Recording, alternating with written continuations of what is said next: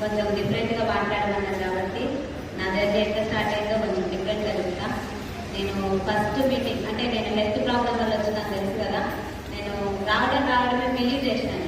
ఎట్లా బిలీవ్ చేసినా అంటే బయట సైడ్ ఎఫెక్ట్స్ ఉన్నాయి కదా, సప్లిమెంట్స్ వాడితే రిజల్ట్ వస్తే వీటికి బిజినెస్ చేద్దాము అనుకుని వెళ్ళినా. కానీ నేను బిజినెస్కి ఫస్ట్ కనెక్ట్ అయినా.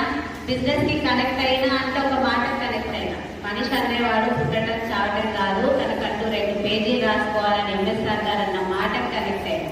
ఎందుకంటే నా సిచ్యువేషన్ అటువంటిది కాబట్టి నేను దేవన్నీ డిసైడ్ అయినా అంటే ఇట్లనే చచ్చిపోవద్దు. ఎందుకంటే నా ప్రాబ్లం అంటుంది కాబట్టి ఒకవేళ చచ్చిపోయినా నేను సాధించే చచ్చిపోవాలి అని అనుకున్నా. కాబట్టి ఈ బిజినెస్ ఎట్లా చేయాలి, సాధిద్దాం, ఇది బాగుంది, ప్లాట్ఫామ్ నచ్చింది అనుకున్నా. కానీ ఎట్లా చేయాలి అని అడిగితే అప్లై చేయబట్టుకోవాలి అని చెప్పేసి అప్లై చేయబట్టుకోవాలి. కొత్త బిజినెస్ కాబట్టి నేర్చుకోవాలి. వాళ్ళు ఏం చెప్తే వాళ్ళకి మీరు అది చేయాలి అంటే నేను మీటింగ్ విన్న 15 రోజులు కూడా కాదు.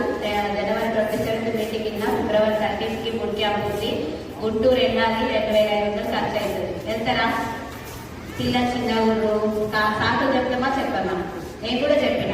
కానీ సాకులు చెప్పే వాళ్ళు సంపాదించారు, సంపాదించే వాళ్ళు సాకులు చెప్పరు అని ఎంఎస్ఆర్ సార్ అన్న మాటకి నేను కన్ఫ్యూజన్ లో కమిట్ అయినా. బుట్ క్యాంప్ వస్తాను. టికెట్ బుక్ చేసుకున్నాక మా సార్ విక్రాంత్ పాజిటివ్ వచ్చి హాస్పిటల్ ఉన్నాడు. 3rd డే నేను 9కి బయలుదేరాలి. పోతామా? పోము. అనిపిస్తుందా అనిపించదా? అవసరమా? ఏందో ఈ బిజినెస్ అనుమానాలు ఉంటాయి కదా. సాకులు ఏది ఆలోచించినా సాకే అవుతుంది అని నేను ఎందుకు అసలు ఫిక్స్ అయినా అంటే నేను ఇంట్లో ఏమి నష్టపోతలేను అన్న క్లారిటీ నాకు దేవన్నే వచ్చింది. నేను ఏ రకంగా నష్టపోతలేనని ఎందుకు అంత బిలీవ్ చేసిన అంటే నేను ఏదన్నా పని చేయాలి అని చేస్తున్న సందర్భంలో ఎప్పుడప్పుడు చెప్తుంటా. చీరలు అమ్మినా, స్కూల్కి వెళ్ళినా, అన్ని చేసిన. ఒక 10,000 మిషన్కి ఖర్చు పెట్టి కుట్టు మిషన్ తెచ్చుకొని కుట్టుకుందామంటే నాకు కాలు పని చేయలేదు. నేను అట్లా ఏమన్నా ఇందులో బిజినెస్ ఇన్వెస్ట్మెంట్ పెడుతున్నానా?